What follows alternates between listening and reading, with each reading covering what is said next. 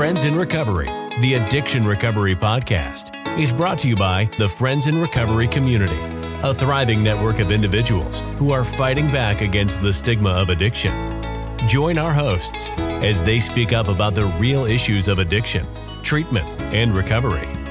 Friends in Recovery, the Addiction Recovery Podcast, is available on Facebook, Podbean, iTunes, and YouTube 24 hours a day, 7 days a week. Now, here are your Friends in Recovery. Welcome, everybody, to the Friends in Recovery Podcast with Jersey Ed. I'm your host, Jersey Ed, along with my two co-hosts, Buckeye. Well, no, she's not here again. We'll talk about her. Yeah, not here again. You're stuck with me. Beaming Beth, we're stuck with. Or actually, we're going to call you Timu Beth today. Timu Beth. Timu Beth. Folks, just to let you know, Bambi, Beth did not know anything about Timu until Michael and I just schooled her in it. Now, you're talking about two dudes, all right? Not women. My wife was all over it years ago, whatever. We schooled Beth in it. And I bought something. And she bought something all within, what, 5 minutes, right, Mike? Give or take? Yeah. I think Timu needs to give us some kickbacks for this. Yeah.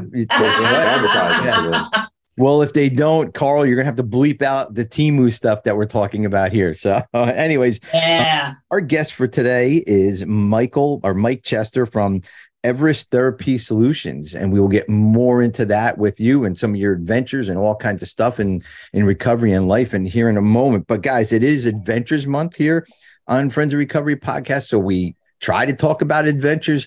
Now, Beth did just have an adventure. She got her Timu account. So that is amazing. So there's her adventure for the day.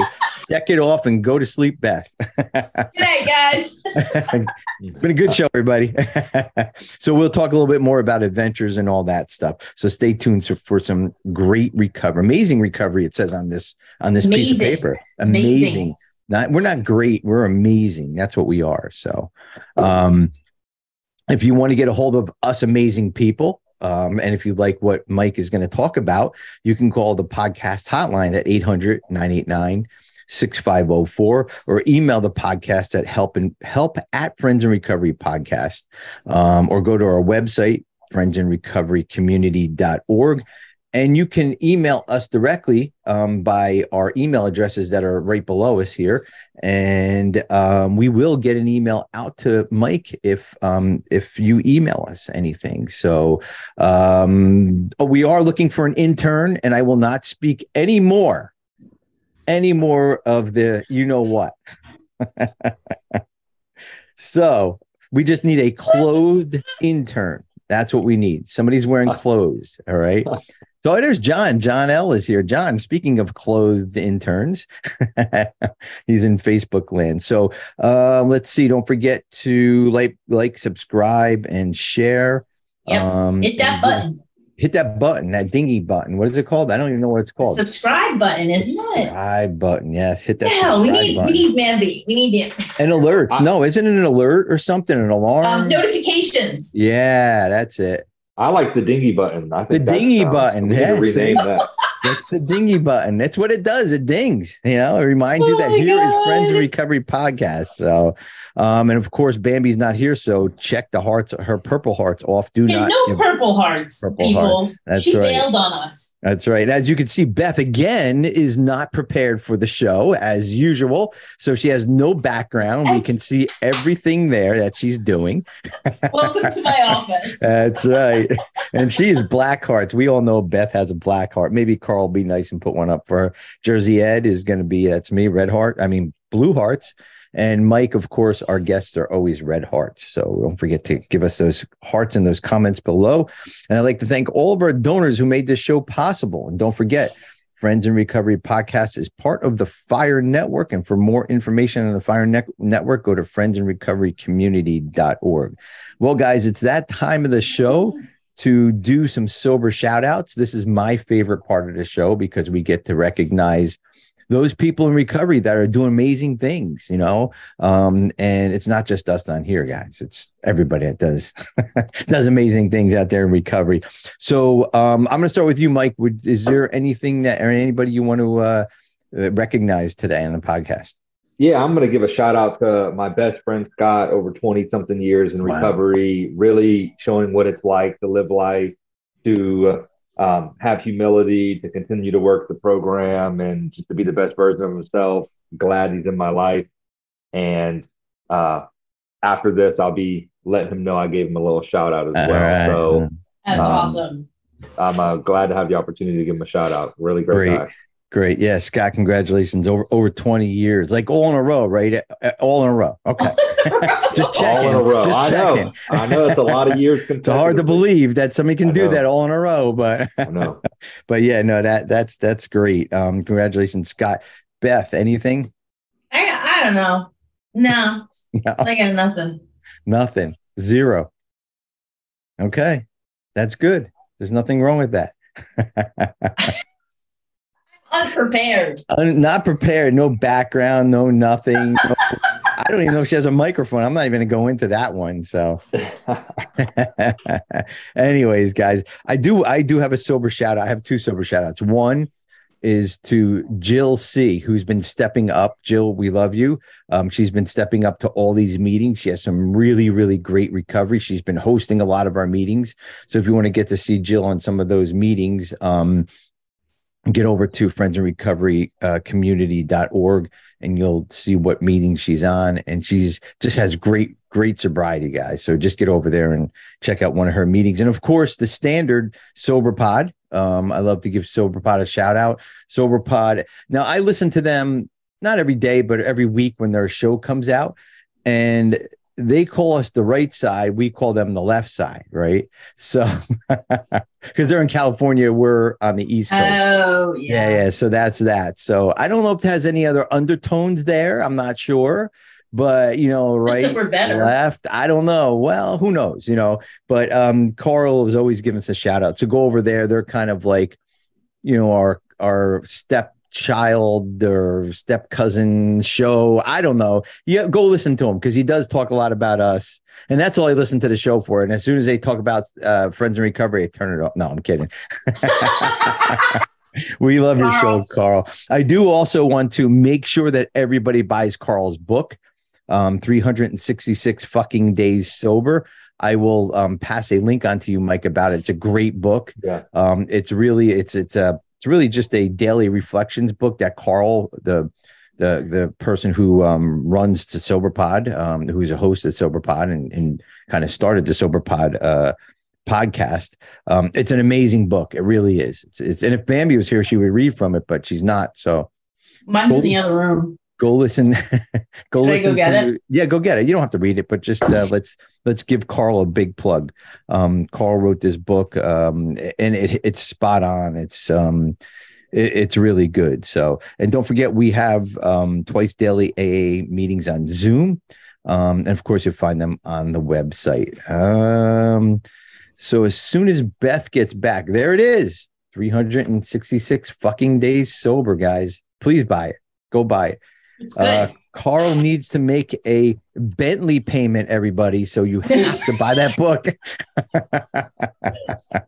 I was told he makes like $900 a copy. So I'm just kidding. I'm kidding, guys. I'm going to stop and just kind of talk about Carl real fast. Carl is really making nothing on those books, just enough to keep his podcast going. And I know we joke around, but Carl, he just has a really big heart. And just to keep his podcast going, that's all they do. So it's very, very inexpensive. I mean, it's really inexpensive. I don't even know if you can get a literature as cheap as Carl's book is. So anyways, just go over to the link below and check that out. So Beth, you know what time it is? Question of the week. Question of the week. Yes, there it is. Wow. I don't know if Carl can be able to fit the blowing explosions up in that. Oops. It's okay. So, Mike, the question of the week is going to be, what can you do today that you were not able to do a year ago? Guys, you can answer that on Facebook Live or in the comments. But Mike, I'm going to ask you first. Yeah. What can you do today what you were not able to do a year ago? So it's very fitting that it's Adventure Month as well. So, my own personal pursuits of growth through education and my own wife's her own personal pursuits of growth, through obtaining, through occupational therapy. It's put us in a position where there's been a lot of get things done. And I'm in a point right now in my life that I wasn't a year ago, where now it's possible to go on vacation out of the country. Well, I say out of the country. We're going to Puerto Rico in 2 weeks. And that's something I couldn't have done a year ago with my schedule, with financial situations. And it's an adventure that I'm extremely grateful I get the opportunity to do, which of course would not be possible without recovery. Yes. But that's something that a year ago I wouldn't have been able to do, and I get the opportunity to bless my family and to be able to bring some young ones out there and let them know how much fun we can have and how much fun there is out in the world. And we're going to do it in a recovery supporting way. So I'm excited. Cool. That's great. Yeah. And a lot of people think, and that's why we wanted to have Adventure Month, because a lot of people think, oh, I'm gonna get sober and life is over. No. Life just begins when you get sober. And, it's just amazing things that come. Just staying sober is an adventure, right? I mean, just being sober is an adventure, let alone, all the other blessings that come our way. So yeah, that's great that, and the growth, right? And just looking back at a year, where the growth was, where everything you're at today. So, good. Go enjoy that. Puerto Rico, right? Yep. Puerto Rico. Good. We're going to Old San Juan, doing some rainforest, rock slide, waterfall type stuff. Cool. Doing some snorkeling and some bioluminescent swimming, where the water lights up whenever you swim. Wow. So it should be a great time, and cool. Share some pictures with y'all. Yeah, we're gonna get you back on the show with some pictures on that one. So yeah, sounds good. After you're done. Thanks, Mike. And what can you, Beth, do today that you weren't able to do a year ago? I don't know. Be on the podcast. I haven't been on the podcast a full year yet. That is true, right? And this has been huge in my life. I've had so much fun with this. I know. We're very blessed that you're with us, Beth. So you're able to do a podcast. You know what? I'm in this coaching group, and there's a lot of people that are afraid to get on a podcast. They're afraid. I know it's the weirdest thing, because we do it all the time, but there are people who are afraid to start their own podcast, right? And that's a big like a big goal for people to start their own podcast. I'll be honest with you guys, it's easy to start a podcast. So all you got to do is just go through Apple, YouTube, whatever. But the hard part is, and Mike, I don't know if you know this or not, we've been on almost over 5 years now. Every single week we've been doing a show for 5 years now. That's the hard part. And then coming up with content is even harder. So I hope you have some good content, because I am totally out of it, Mike. So no pressure. I hope you can carry us for at least another week. Beth, yes. So that is true. So congratulations on, you're almost a year. September will be a year, I think, right? I think so. Yeah. Yeah. Cause I met you in Cape Cod, and when's Cape Cod? September. So say. So we're close. We're very close. So, and Ed, can I say something about that really quick? Sure. Yeah. So one thing I want to say, and this is something I talk to with my clients, I talk about my personal life, is, a lot of times in life, we say things like, when I feel ready, I will. And like the podcast, you never feel ready, right? You're never going to be 100% confident when you get over here and do something like this. But it's about having that willingness to take that risk, to do what's important to you, to find what is things you want to thrive for, and be willing to be uncomfortable while doing it. That's right. If we have to wait until we're confident to do something, we're probably going to be waiting a long time. So we just have to take that jump and go out there and do it if it means doing something important to us. So I just wanted to mention that. Love that. I love that. Yeah. And just take that risk. No risk, no reward, right? Don't live in mediocrity. Just don't, take that risk. Because what's the worst thing that's going to happen? You're going to fail, and then you're going to learn how to do it again. And that's it. That's what's going to happen, Yeah. And related to podcast, your first one, not a lot of people are probably going to be listening or watching anyway. So no pressure, maybe 5 years in. Exactly. We're 5 years in, and we still don't got it down right. So, but it's okay. we got a little better since Bambi and Beth came on. So, but and I'm going to throw this at you real quick. I think people are afraid to fail, right? I think that's the big part of it, that people are afraid to fail. But I always say failure isn't the opposite of success. It's part of, right? How you get there. That's exactly how you get there, because you just don't do something once and you master at it. And then I also was told that when you start something, say you start something today, you want to, I don't know, learn Spanish. I don't know, whatever it is. Today, if you stay consistent, today, the day you start something is going to be the worst day you ever did it. And it's only going to get better from there. It'll be the worst day you ever did it, and it'll only get better from there. So I love how you said that, because we have to look at things differently. Like, I'm a failure. I can't do a podcast. What do I talk about? I don't know Spanish. Jesus Christ. I don't even know fucking English, let alone Spanish. So, but we all have to think that positive forward thinking. So, I love that you brought that up. Guys, I know this is going to sound really weird, but, I do this Wim Hof breathing.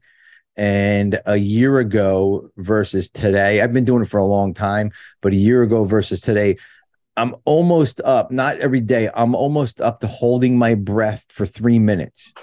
Yeah, for 3 minutes. It's very close. It's up and down, up and down, up and down. But I was not even able to get 2 minutes in last year until I tried. 2 minutes? Like, I can't even I don't even think I could do a minute. Well, again, everything big starts small. I started doing this a while ago. Wow. And it just centers me in the morning. It gives me kind of confidence. It helps me breathe throughout the day. Mike, you're a therapist. You probably tell people to breathe all the time. That's what happens when we get stressed out. We do really shallow breathing, really slow breathe, or really quick breathing. And that's where all these, our brain doesn't get enough oxygen, and we just think differently than what we should be thinking. So, so that's what I did. That's really cool. Yeah. I mean, it's, I love it. I love it. So I think you found your content for next week. I think it's you holding your breath for 3 minutes and Beth having a timer in her hand. I want to see this. I'll tune in for that next week. Everybody's waiting for me to pass out, right? And here's the thing. There's instructions at the beginning of not at the beginning of every session, but when you get the app, you listen to the beginning, and they tell you that, you're not going to die holding your breath. You'll pass out first before you die.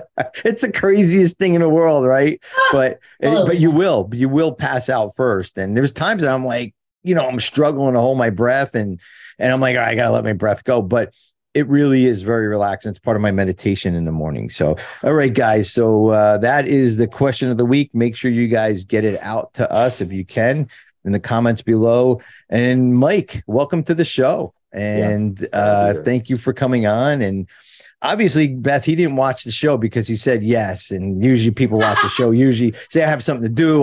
You could have used the I'm going to Puerto Rico fucking excuse, but I'm not much of a liar. So, and I jump in the opportunity to support the recovery community. And, I love to be able to be a part of people's success journey. And so it's a great opportunity for me. And, I didn't watch it intentionally, so I wouldn't be discouraged. No. There you go. That's it. There you go. Okay. So I met Mike about a week ago. I believe it was about a week ago, give or take, at a dinner in downtown Charleston, and him and I just hit it off. We really there was I don't know, 15 or 20 other people there, and I think we just ignored everybody and just talked the whole night. So nice. a lot of stuff in common. So of course I'm like, Bambi, get him on the show, right? So here he is. So I don't know too much about you, Mike. So why don't you give the audience a little bit about what you do, a little bit about who you are and all that stuff. Yeah. So first I'll just, I'll give a shout out. Just overall, I'm a person in recovery. Recovery is a staple. It's the reason why I'm able to do what I'm doing today. And I have a lot of gratitude for the opportunity to do so. I always say that when I find people in recovery who are living life, typically there usually is a lot of fulfillment, because if recovery is not better than active addiction, usually we go back to active addiction pretty quick. Mm-hmm. So person in long-term recovery, I am the owner and lead therapist at Everest Therapy Solutions, the practice that I created in Mount Pleasant, South Carolina, right next to downtown Charleston, something that I've been doing, very passionate about. And so, I provide care, provide recovery groups, do a lot of residential treatment, different treatment settings, bringing groups to people. I do a lot of speaking to the community about, hey, those struggling with addiction aren't bad people who are trying to learn to be good. Mm-hmm. They're people who are struggling with a disease who are working to get better. And I'm glad that I had those opportunities to be a voice for those in recovery and to stand up and break that stigma. So adventure is something I also value very heavily. So I'm all about having a great time. Again, recovery is about fulfillment. It's not about just going through life, being okay. It's really about creating the best life possible. So, if there's any other specifics, I'm happy to answer those. But overall, I really just identify as someone who's doing what's important, being with my family, and working hard to help other people live the best life they possibly can. I like that you said creating the best life possible, right? Yeah. What let's go back a little bit to your drinking days. What kind of life was that, right? I mean, was it your best life possible? Yeah. So I think, and this is something I'll say pretty consistently, those who struggle with addiction, there's always those really great times, right? Those times where it's like, oh man, this makes my life better. And in the big book, for my big book thumpers out there, it says, the obsession of every alcoholic is that we can drink like other people with immunity. And going back to that. So, there was some times younger in my life where, I really did think that, alcohol made my life better. And then I reached that tipping point and it just started to take from me everything I loved and cared about. And it got to the point where the pain of not changing became greater than the pain of changing. And it was a pretty quick change. And it's really kind of interesting. I went to treatment and just kind of went there because I was escaping negative consequences, like most of us, I think. Maybe I'm projecting that onto other people. And I heard someone share one thing that really spoke to me. And it basically said, hey, if you're in the back of the room with your arms crossed and your hood over your head and you're wondering why you feel so disconnected, look at your body. Change your body, change your physiology, change your life. And just know if you're feeling depressed and down, know that in a way that's a choice. And I chose no longer to feel like that. And recovery has been the opposite of the pain that I felt in active addiction. And it's I'm very fortunate to have had the opportunity to be exposed to some people and some ideas that radically changed my life for the better. Yeah. You spoke about change, Mike. When I got into recovery, I just changed automatically. I knew that life that I had, it wasn't going to. Well, a couple of reasons. I wanted my kids back into my life. I wanted my wife back into my life. I'm thinking, well, all right. Well, if I can manipulate them, I'll get them back. So I did change, but little did I know it was for me and for the better than anybody else. And as the audience knows, I never got that first wife back, thank God, because I wouldn't be sitting here today. But change. How come you, Mike? You talk to a lot of recovering people. People, I'm sure, are in active addiction too. Why do you think some people get that change like you and I get? That immediate change, and others, people end up in a hospital, overdosing, in jail, coming out, using again. We hear stories of people going to the ER, being taken to the ER after they got Narcan, and then going back out and using the same day, back to the emergency room again. That's fucking crazy, right? Yeah. But what's your thoughts on that? It's tough. It's really tough because it's almost this random chance. And if there's anything in the world that I would describe as a miracle, it's almost this process of recovery. Because it almost seems like for some, it's an absolute miracle. How can you take someone, for me, example, who's at the bottom of the barrel, just completely handcuffed by this disease? And how does that person break free? And it was all these random occurrences. And I loved my family. I loved them to death. And the fact that I was going against what was important to me killed me, but it fueled my addiction. I wanted to run from that pain and I knew what would numb it. And in order to numb it, I had to do things that I weren't proud of, which caused pain. So I had to numb it. And it was this vicious cycle. And I consider it a miracle that I was able to break through. And, one thing I tell people too is, when you look at it from the psychological perspective of what addiction does to your brain, it hijacks your brain into believing that it thinks it needs to use to survive. So it becomes instinctual in the same way that breathing becomes instinctual. Now it's this unconscious process of I need oxygen, and substance use can create that in the brain. So on this unconscious level, the brain thinks it needs to use it to survive. So it will do whatever possible. It will people will put themselves in dangerous situations, not thinking about their safety. People will put their kids and family and those they genuinely love and care about, push them aside in order to get their substance. Get what they need, to get what they need. And it's not because they're bad people. It's because their brain is telling them, you need to use to survive. And that is the cunning, baffling, and powerfulness about this disease, is it hijacks the brain. So that's one reason that I think that it's just extremely difficult to break that cycle. Because again, I mean, try not to breathe. Right. I love that analogy, man. That's such a great analogy because we have to breathe. And it's funny that you brought that up, that I do this breathing exercise every morning. And there is a point you have to breathe again, and I guess that's the addiction piece of it. The brain is telling the addict that you have to use again or you're going to die, Yep. And that's crazy. So. And I'll speak to this too, Ed. I think what's really great about the exercise you do is that desire to breathe is a craving in the same way that using substances produces cravings. And one thing that's been shown to be helpful in substance use, those who are trying to get sober, is if you can increase your ability to have cravings without acting on those, you create powerful leverage. And it's been shown through science that doing things like you're doing, challenging yourself to hold your breath, having cravings and not acting on those, being able to ride that wave, so to speak, has been shown to create freedom in decision making where you don't have to act on that craving. So anything that we can do, whether it's holding our breath or maybe we want to eat dinner, but we delay eating by 5 or 10 minutes, we're strengthening our ability to not act on natural cravings. Yeah. And that produces freedom of choice, which are things that I talk about with those I work with through addiction. I love that. 10 minutes waiting for dinner. How hard is that? Right. I mean, seriously, when you're starving, 10 minutes waiting for dinner, shit, man, that's a challenge. Seriously, It's funny, before we came on here, before you were on here, I'm eating my eggs real quick because Saturday I eat my breakfast. Beth is saying to me, slop down some eggs. I'm like, I gotta eat it before the show starts. I gotta eat it. Now he's telling me I should wait 10 minutes to fucking eat. Jesus Christ. Who asked this guest to come on here, guys? Isn't it holding him? I'm shaming you already, Ed. That's right. Well, thank you for the compliments towards my way, but also the knowledge of everything for everybody getting out there, holding your breath, waiting 10 minutes. That is just some knowledge that we need. So if we're fighting off those cravings, we can do them in different ways, and I love it. So Beth, do you have anything you want to add into that? I know. No, I find all this very, very interesting, and I really like the analogy of like using and breathing. Like, I guess I've never heard it that way, and yeah, I don't know. It's just, I work with substance use disorder every single day and mental health issues every single day. And, you get separated from what it was like to not be able to stop using. That is true. Yeah. You get separated from it. I don't feel that anymore. It's been decades since I've used. And but I also really like the,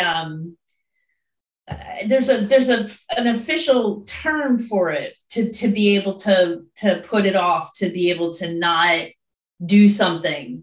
And it's something that we as this population, we don't really possess. And so we have to really build it. Instant gratification. That's what we're delayed. What is it? Delayed gratification. Delayed gratification. We're not good at that. So it's got to be something that we're actively working on. Exactly. Well, you guys know, I always talk about this. Go into your supermarket and walk down the soda aisle, right? There must be 10,000 different bottles of soda. And the soda aisle is how long? Like 100 feet long. And every side of it is filled with soda, right? Yep. So if you don't like Coke, there's Pepsi. You don't like this, instant gratification. And you know what? If you didn't get enough of sugar down that fucking aisle, go to the checkout counter and there's gum, there's candy, instant gratification. We do not wait for anything as Americans. Yep. And on top of it all, or as human beings, I don't know, as Americans, but on top of it all, you throw an addiction in. It just fuels it more, right? It fuels it, yeah. And that just kind of circles back to Temu, right? So you got Temu, which when you order things, it takes 3 to 4 weeks to get there, right? And then you have Amazon, that's 1-day delivery. Yeah. And what we find, and I'm a big capital market fan, what we find is that Americans are willing to pay a premium for 1-day shipping. Yeah. The reason why they'd rather pay more on Amazon than go to Temu because we want it now. Yeah. The nature of our culture here is we want it yesterday. Yeah. Yeah. I'm waiting for those helicopters to deliver my stuff. I'm still waiting for that. They talked about like 2 years ago. I'm like, where's my helicopter to deliver my camping stuff? Drone. Yeah, exactly. So you did say something, the addiction took from me, right? I like how you said that, but we could look at it that way, or let's look at it. What did sobriety or you know, or abstinence give you? What did the AA give you? You know, can you talk a little bit about that? Yeah. So just from a mental state perspective, emotional state perspective, it gave me confidence. It gave me self-esteem. It gave me gratitude. It gave me opportunities with my family to connect and realize how important those people are in my life. It gave me the ability to make up for things that I've done in meaningful ways to my family. It makes me think of, my grandmother who is struggling with dementia, and all I've done from her. Now I get to go over there every other day and make sure she's taken care of. I get to put her on my phone plan. I get to do her medicine for her. And those are gifts that I could not give in active addiction. I was always taking, never giving. And it's given me the ability to be a homeowner. It's given me the ability to create a business where I get to help people for a living. And then with my passion, it's given me so much, all the way down to my wife, my dogs, it's the best gift that I've ever received. And I just have so much gratitude for it. It's truly given me everything that I've asked for.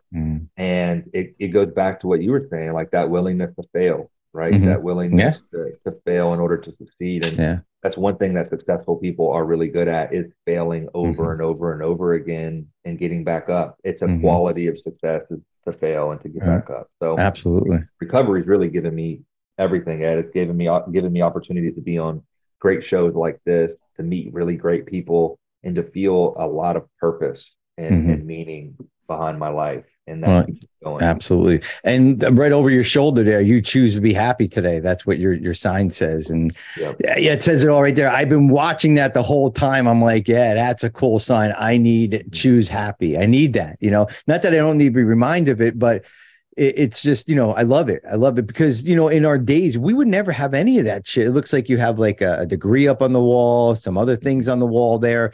Like we wouldn't even have walls when we were using, that's what recovery took from us. Recovery, that's what the addiction took from us. Now recovery gave us all that stuff, everything that we worked really hard for. I think, and it comes back again to the failing and succeeding. I think when I was using anyways, I was always afraid to fail. So if I didn't do it or if I didn't try it, I wouldn't fail. Right. So, right. And if I got drunk, I would forget about it. If I got high, I'd forget about it.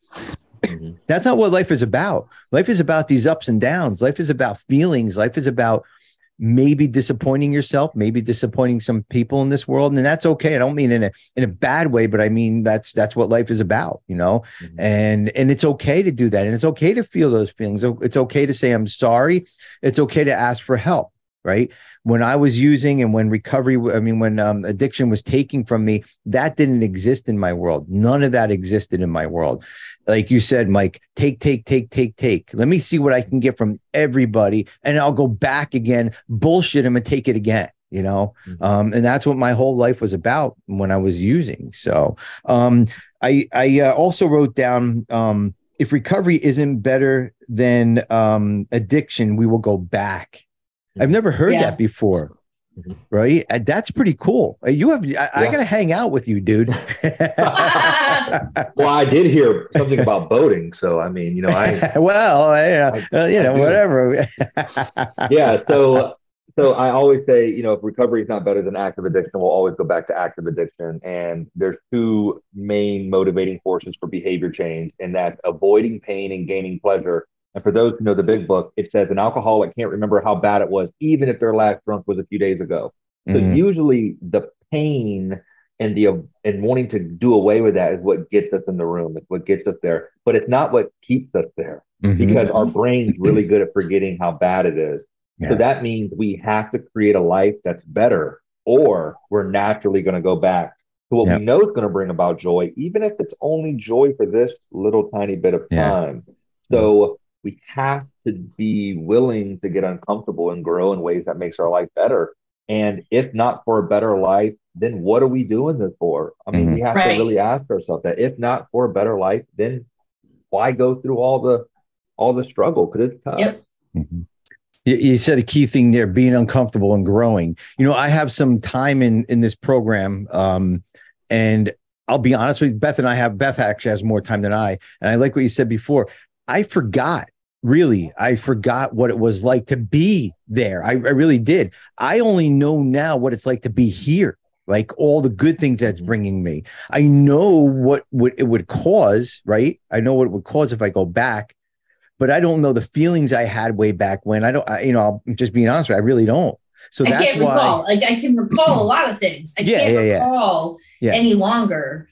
What that no choice. I know in my mind that when I drink, when I use drugs, I don't have a choice, and that's just what I'm gonna do. But I don't remember that feeling, and I don't remember that hair trigger. I can see it, but I can't recall the feeling. It's been 30 years. Like, you know what I mean? Like I can't recall it.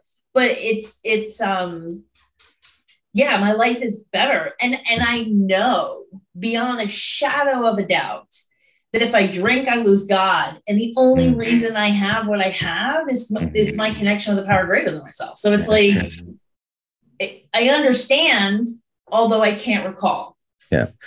So, and I agree with you on that, because we have people that go back out again and tell us what they did and how it was. And so I know not to go out, number one, because of those people. And number two, I really like my life today. I don't want to take a chance. I'm not willing to take that chance. I'm not willing to take, that's the only leap I'm not willing to take besides jumping out of an airplane like you did. We'll talk about that in a minute. But that's the only like real leap I'm not willing to take. I'm just not. There's just no way, you know? And speaking of that too, Ed, this is something I heard about 9 or so years ago, and it really stuck with me. And I tell this to my clients as well, especially those who struggle with the idea of, well, I had a pill problem, like I could still smoke weed, or like, well, I had a drinking problem, like pills never were my issue. And this is something that I tell them. And, it's just an internal struggle. And it's like, okay, I see you battling, and, maybe you can, I'm not going to argue with you. Maybe you can do those things and be okay, but, maybe you can't. And are you willing to risk everything in your life for that one thing? And if you are, why is that one thing that powerful that you're willing to risk it? Yeah. Right. You can ask that question in a good way of, I just know if you told, I love Diet Dr. Pepper, but if you told me like, hey, if doctor sat down and said, Mike, if you drink Diet Dr. Pepper, there's a good chance you're going to lose everything you love.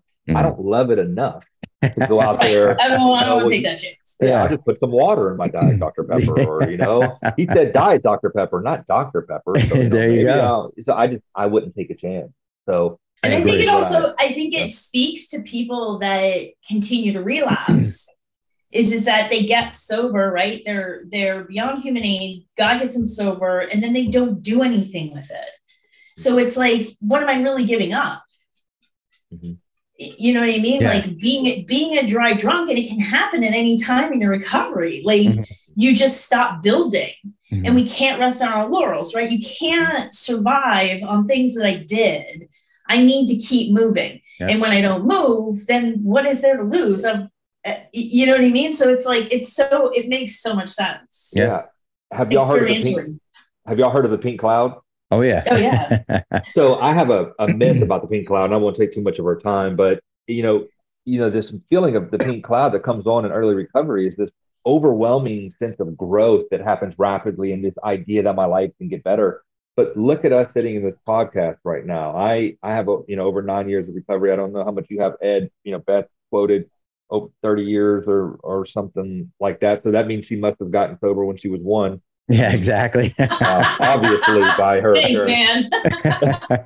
But look how fired up we are right now. Like, look how passionate we are. And if I would tell anyone, I am still on that pink cloud right now. And if I had to say why, it's because I'm continuing to grow. I'm not resting on my laurels. I'm not doing that. Who would have thought this book written so long ago with these old words like laurels would be so spot on when it comes to living a great life in recovery? But I think constant growth creates a constant pink cloud in life, and not just for us in recovery, for those who aren't in recovery. As long as they're growing, they're pumped up on life as well. So there's a secret to this stuff. There is, and I'm glad that we have opportunities to talk about it in settings like this. Yeah, constant growth. That's what keeps. I mean, the normal people. That's what they do. They want to learn. They want to grow. They want to get better. They want to go from this job to the next job, to this position to that position. we as addicts and alcoholics, when I was in my active addiction, my job was okay. I could just do this for the rest of my life. I'm getting enough money to drink. I'm getting enough money to buy my 8-ball cocaine. Child support was being paid for. This was a great life at that point, right? Well, little did I know there was a lot more in store when I got sober, And so AA, we've been talking about AA, recovery, whatever. I always say AA because I'm an AA, NA, whatever it is, but recovery we've been talking about. I want to take the next step into, because you and I spoke about this, and this is something you and I have very, besides recovery, is personal growth, personal development. You and I spoke in depth about Tony Robbins, and everything that he does as far as that personal development stuff. And there's 100 other people out there too that do it. I have books on shelves above me of any kind of personal development you can imagine. AA was my first personal growth or personal development. And then I wanted to take that outside of life, like of my AA life, because there is more. And again, adventures. There is more to recovery or to life than just sitting in an AA meeting and reading the steps and calling your sponsor and quoting a big book. There really is. You have to take that information you learn here and take it outside, right? And then when you take it outside, a lot of people don't understand that.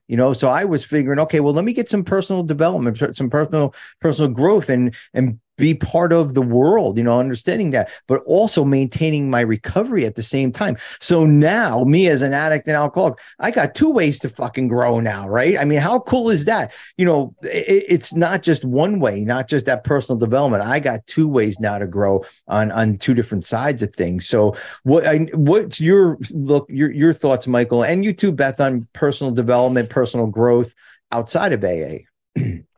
Yeah, I think you're exactly right.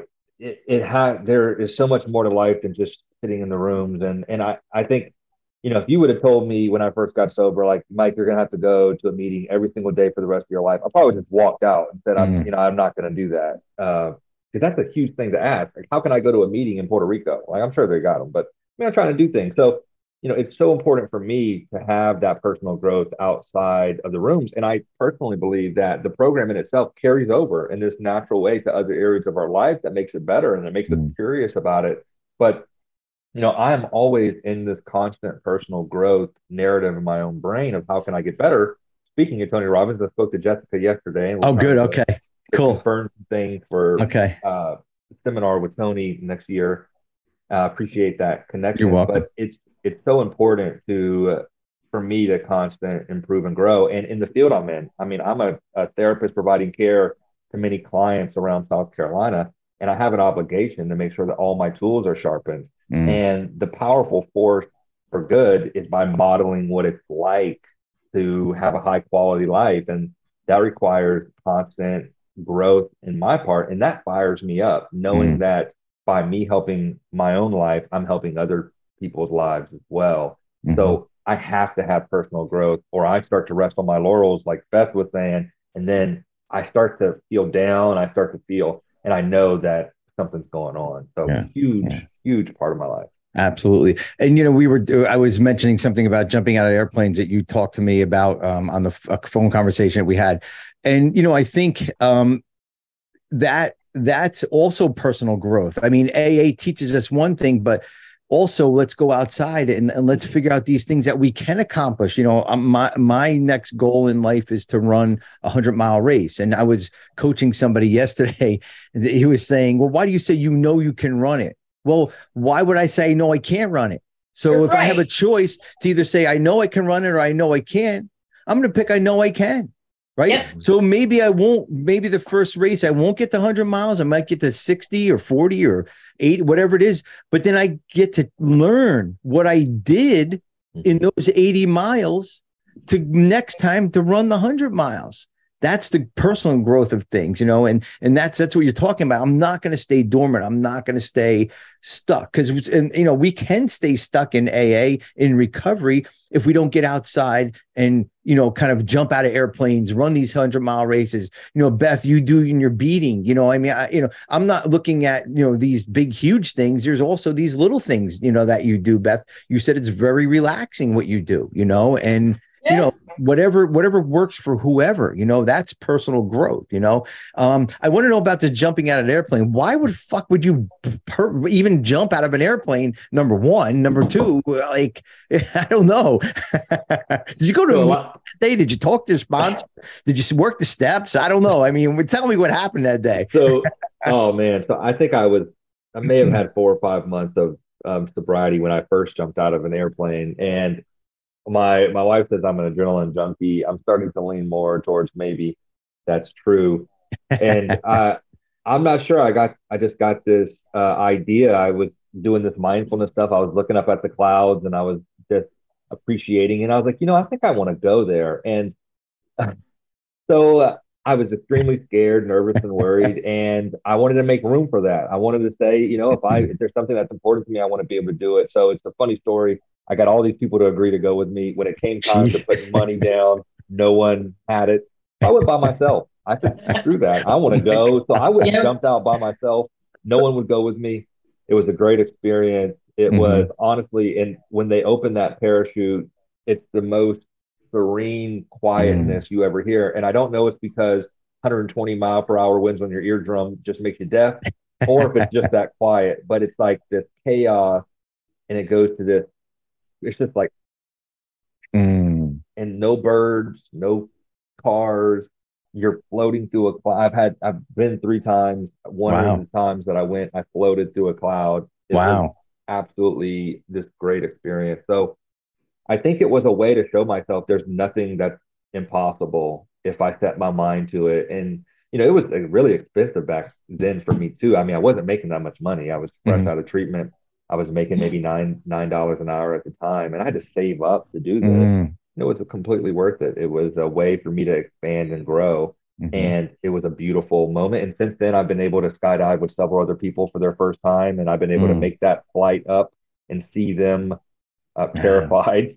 That's cool. See their growth afterwards. I've seen massive amounts of growth. And a lot of people say, well, Mike, why'd you jump out of a perfectly good airplane? And I have yet to jump out of a perfectly good airplane. I don't think any skydive people have good airplanes. It's just, I felt better when they said we were leaving, honestly. I was like, oh, get me out of this. This is about to blow up on me. Oh my God. I like how you said you bring other people now, right? You get to bring other people to have this experience, this sacred experience that you have. It's like so you're an adrenaline junkie. I'm a endurance junkie. I mean, I like that endurance. I like to prove to prove to myself that I can push my body further than what it can, and on the ground at least, anyways, or maybe on a bike, maybe in water too. But I don't think I'm going to do that in the air. But experience and growth, right? Like the experience that you have, just like AA teaches us, we can teach other people to grow, right? And that helps us grow too throughout all those experiences that we have. And the first time you went was completely different than the second time and the third time, I'm sure, right? So, go ahead. I'm sorry. No. Yeah. The third time I jumped in Key West, Florida, and the water was so beautiful. And I went with my cousin. He's he's such a great kid. And he's aspiring to become a therapist or some type of self-help profession in his own right. And it was just so funny because he couldn't speak the whole entire time on the way up, and his legs were numb. And oh man, I don't know. It was pretty funny. We were actually snorkeling and we were on this boat, and he goes, "Oh man, cuz we forgot to go skydiving." And I was like, "Well, call him." He's like, "Well, it's they might not have any place available." I'm like, "We'll find out." So he calls him and he goes, "We can't do it, cuz it's $230." I'm like, "I'll pay for it for you." He's like, "Oh." So he's like, "I'll call him back." And he's like, "Oh, we can't go because it's they only got 7 a.m. I'm like, "I'll get up at 4."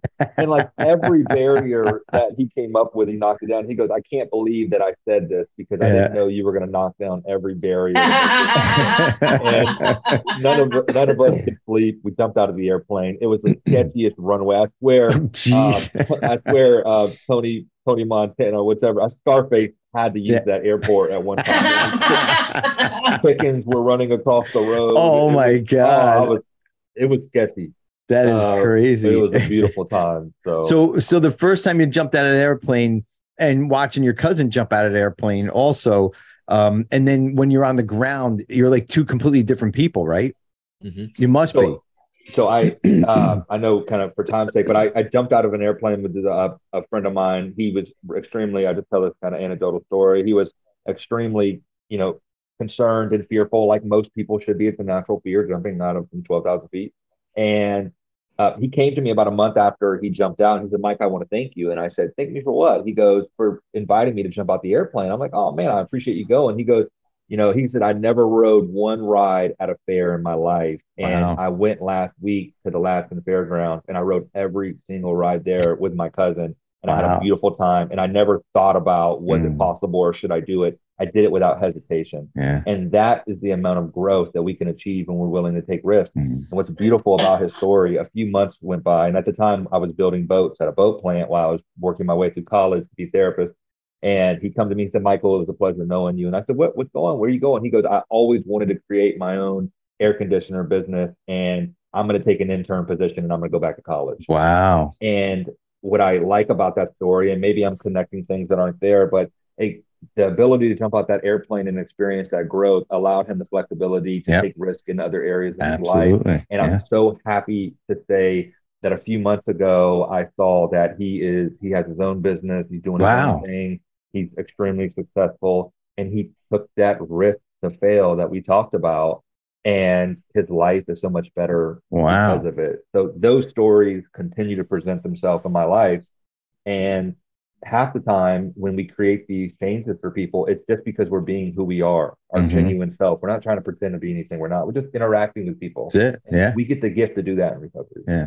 That's amazing. And how is that like recovery? Like we're afraid to take that leap, but the difference, the recovery, when we get into recovery, what our lives are, I mean, his life is so much different now because he jumped out of the airplane with you. What are you doing in about 10 minutes? I need to start my own business. So I want to go jump out of fucking airplane with you. So if you're only down the street, you're only 20 minutes away. So it's funny that you say that too, Ed, because I have highly debated, and I'm sure my liability insurance would highly encourage me not to do this, but I have thought about creating these immersion programs and seminars, 8-week programs that end with jumping out of an airplane and doing things like that. And I'm always thinking about the next way to bring value. But I'll tell you what, if you want to jump out of an airplane, Ed, I'll jump out of the airplane with you. You want to set something like that up, I'm happy to. Do it, Ed. It's the best thing ever. I'm happy to go to Walterboro with you, which is the closest one, and I'll jump out of a not perfectly good airplane with you if you decide that's what you want to do. That is definitely something I have to think about because I